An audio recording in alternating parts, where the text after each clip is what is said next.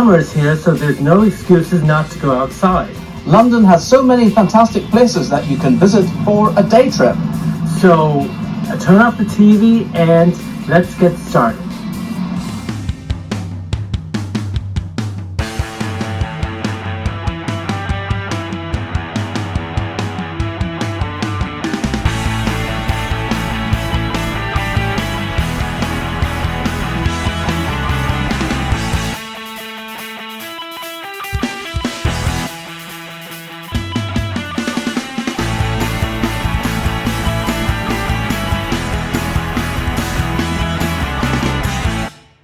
Is that one going to be louder? We're not using sound from that. Oh, okay.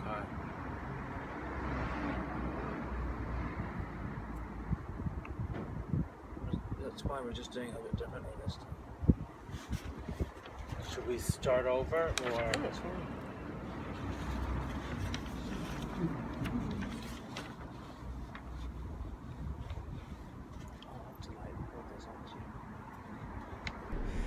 It's good to be outside again. Summer is here at last, and of course the school holidays in England are not that far away. So if you are out and about, perhaps it's an idea to visit some of London's great attractions. We've got a whole list of them here, yes. So let's start off with Tower Bridge, because we've been there 3 years ago. It was around about, I think it was July 2019. We found some pictures of our visit. So what was it like, Paul, when you visited there? It was really good to get a historical perspective about everything that occurred in the Tower of London, like all the crowns, all the, I think, jewels, all the. Well, that's right, because the Tower of London is next to Tower Bridge. So you walk through the ruins of it. You can actually pay to visit, but you can walk around the exterior of it and see all that. And Tower Bridge, of course, is the famous one that opens up to let the ships go through. Now, if you want to visit, you can buy an adult ticket for £10.60, and that covers entry to the towers, all the walkways, which has got all the historic information, the engine rooms, and the glass floor, if you dare to walk on that. It was quite scary if you're afraid of heights, but you do get a good view of the Thames below. And it's not as high up as some towers we've been on with glass floors, so yeah, well worth a visit. Now, for all our days out, information will appear on the screen about the nearest tube and the website where you can get tickets. Not too far away from Tower Bridge is HMS Belfast, very close to my heart, of course. It's a Second World War Royal Navy warship, and it's docked on the Thames, as I said, near Tower Bridge and London Bridge. We haven't actually been on it, Paul, but it's one of those things that you see on the Thames every time you sort of pass, especially London Bridge if you're walking over there. I always see it when we are near London Bridge, and it has a very distinct look to the ship. So it is worth a go, and I think we will do it one day soon. Indeed, you can get tickets from £22.70 to visit HMS Belfast. Now, the London Eye we went on many years ago, didn't we? One of the first visits that I had when I visited London, I believe it was in 2000 when we went on the London Eye. It was amazing to go round and round. You would think that we would be going at a much faster rate, but it does go at a pretty slow rate so that you could have a bird's eye view, I suppose. And also a panoramic view of the whole of London. So that is definitely a good first view or a first step for anyone that is coming to London for the first time. Now, of course, as you said, it doesn't go that fast. It's not like an amusement ride. That would be too frightening, and I wouldn't go on that. Now, I'm scared of heights, but the London Eye I was absolutely fine with. And we also got some pretty good pictures of it. We did. We've lost them because it's well, they were taken like pre-digital time. Sorry. You can see for miles around on a bright day, just like this. And one thing I did note was I remembered when we went there that I think there were some foreign visitors, possibly Americans, and I said, "Oh look." I said, look, there's the Eiffel Tower. But it wasn't, of course, and I knew it. I knew it wasn't. I was only joking. It was actually the Crystal Palace television transmitter, which looks rather like the Eiffel Tower, I think, anyway. Tickets start from £27. Wow. Okay. Now, have you ever been into the House of Commons or the House of Lords? I think we had like a mini look in Westminster, but I don't really recall it. I don't. Well, I think we did, because Did we? Yes, I can remember we did go on a tour. Now, this was before you moved over here, so this was in the early 2000s. Now, it is still possible to take a tour of the Houses of Parliament, and this is how you do it. First of all, you have to be a UK resident, and you can book a free, what they call, Inside UK Parliament guided tour. And you do that by contacting your Member of Parliament or a member of the House of Lords. Yes, so I think it's a really good idea to get in touch with your MP to get access to the Houses of Parliament. Well, of course, our local MP is Boris Johnson, so he might be receiving a letter from us very soon. Piccadilly Circus is central to all the sights and sounds of Soho and central London. What can you see if you take the tube to Piccadilly Circus, Paul? You can see all those billboards that are flashing. You used to see a Tower Records back in the day, but you do see the fountain right in the center, and you normally see lots and lots of taxis. And buses, of course, as well. And that is the stop that you would want to go to if you are visiting the West End theatres, the cinemas, the pubs, and the restaurants, of course.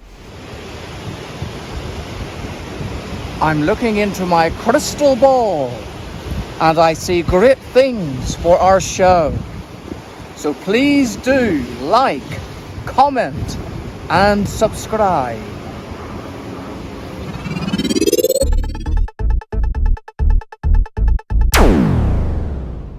Okay, so we mentioned Piccadilly Circus tube station, so let's talk about the tube in general.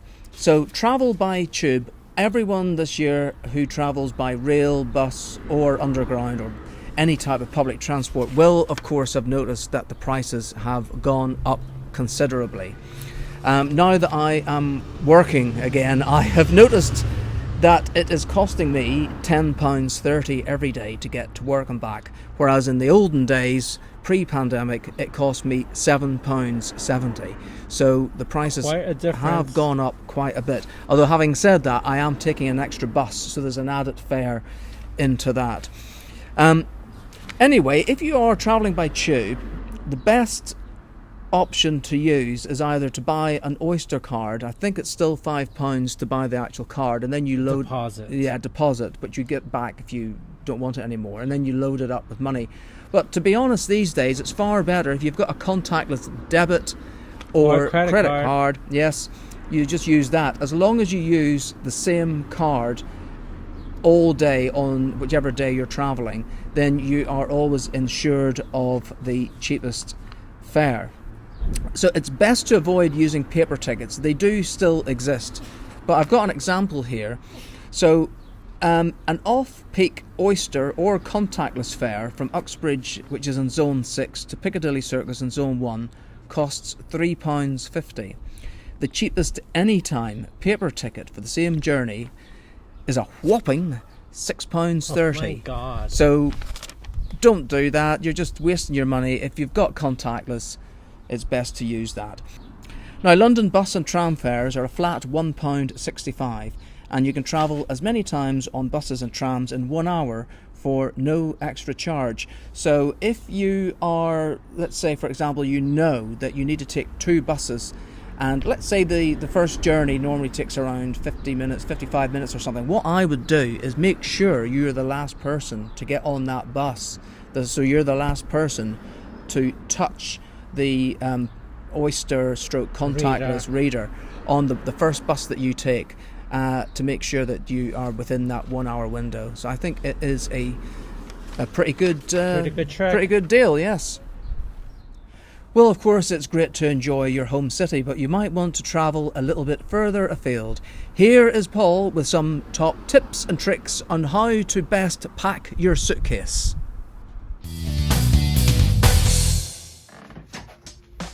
Now that we are all planning on traveling again, here are some tips that will help you plan things better.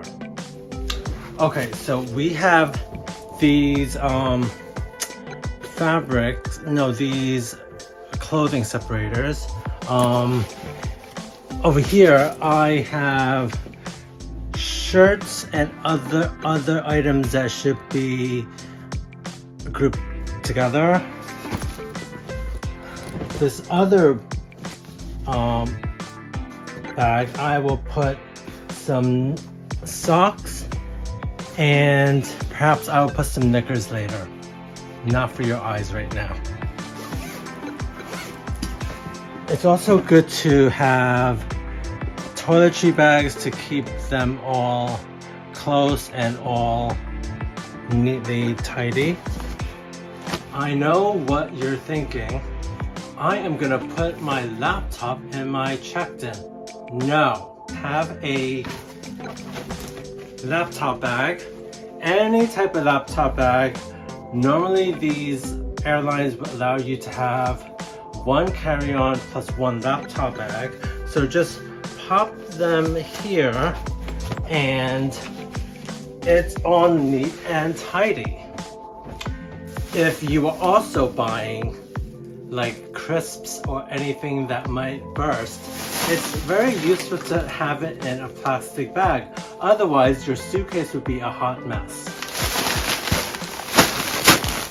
Another thing,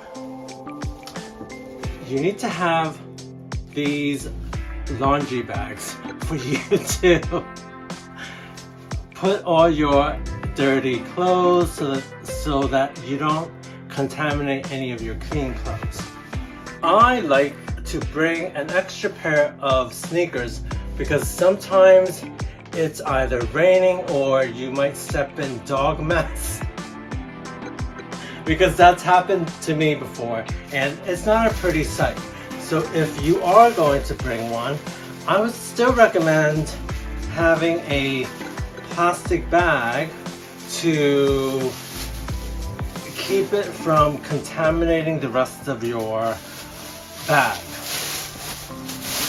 It is also a wise decision to have a luggage scale because for most airlines the weight limit is 23 kilos, which is about 50 pounds in old money.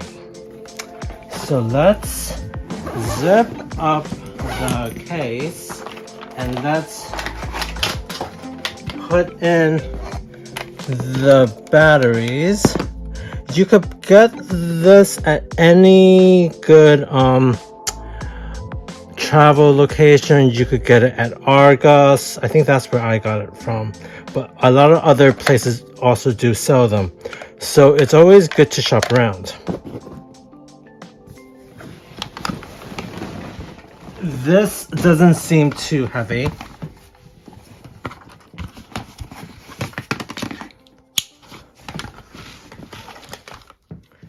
So make sure that it is at 0 before you start weighing.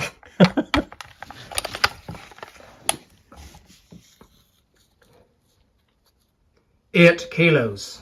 8 kilos. So that means that I could buy 15 more kilos worth of things to bring back.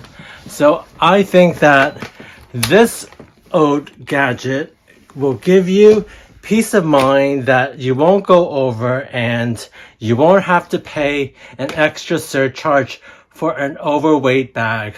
So I do wish all of you very happy travels.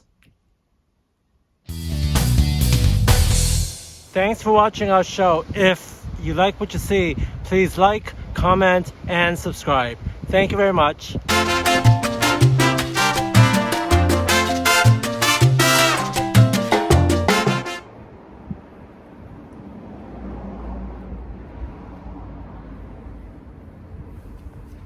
So you weren't going to tell me that you hadn't. I thought that we were just going to do it again. Well, there are so many places to visit in London, aren't there, Paul? There certainly is. And you really do need to pick up a tube map if you're not familiar with the area. It's actually quite easy to use once you get the hang of it. So anyway, we will see you out on our journeys, and we'll see you next time. So Bye-bye. bye for now.